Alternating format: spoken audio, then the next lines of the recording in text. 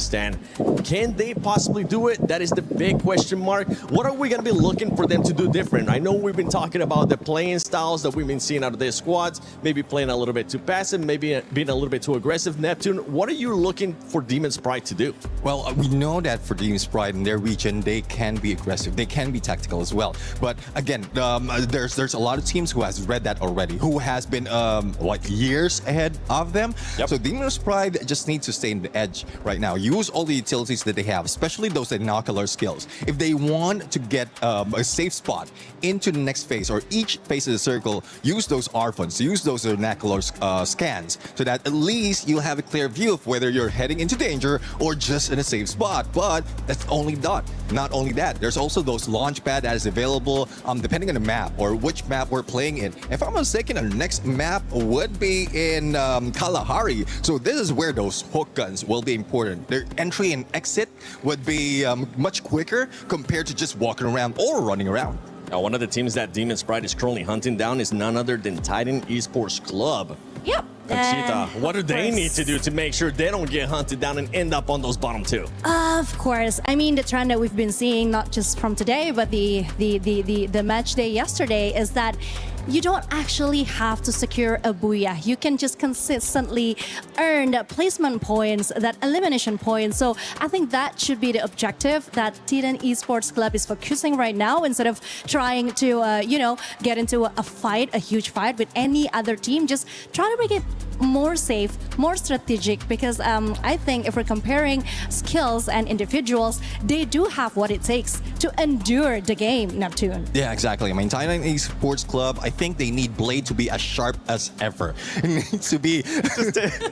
Wait. Just gonna take a second. Can we please go back to that player? Because he was just relaxing. He was in the mood. If I'm not mistaken, that was AJAL. And they were saying that now, after the performances that they saw, they're looking to be the champions. They're feeling that confidence, and boy, are they. Sorry, Neptune, we had to point that out. Now you can go back to it. It's just chilling like a villain right there. But anyways, going back, they need to be as sharp as ever. Get all that information on those rush, but again, it's not those careless rush. They need to be strategic.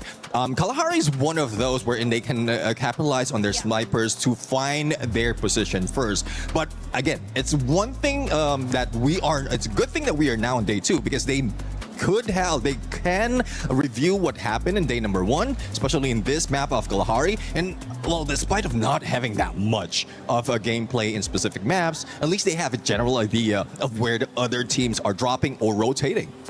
Let's take a look at the overall once again, just to make sure everybody's aware of what's happening right now.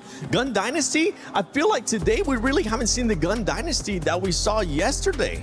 True, because not only they haven't secured a booyah, but the points that they keep on getting the other day, that is something that we haven't seen today. I think that is exactly the problem with the way that the other teams are playing. They're no more showing aggressiveness. They are playing it more smartly, and I think that kind of messed with Gun Dynasty's plan and strategy. Yep. So it's time for them to adapt now, because actually they were one of the team that were very disruptive the other day. Now they are the ones who has to follow the rules, quote unquote.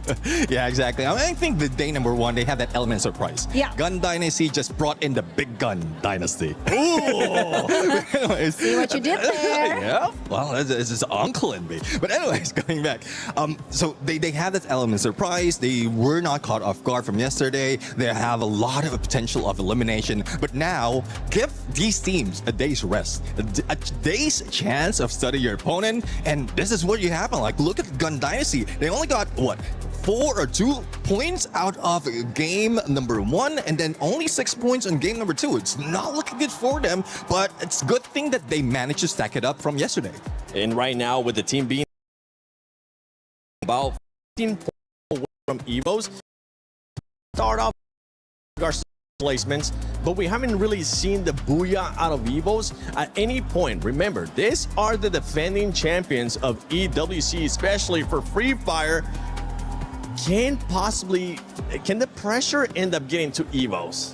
I think there's a possibility that yes, the pressure is on. They are feeling it right now because just the other day I had a conversation with some of the casters and they do tell me that I think it's going to be very difficult for EFOS this time, just looking at how they're doing at the regional, how this year has been for them. But deep inside, I do believe that they know exactly what they're getting themselves into. I mean, we can actually see the maturity coming from some of the players, especially Russia. We saw how he did that one-man show thing, right? At the previous game. Yeah. He handled that really well. We didn't see him as a teenager. We saw him as a veteran that is just know exactly what to do and can handle any situation. So hopefully, if we're talking about pressure, as the reigning champion, they should have had that nailed.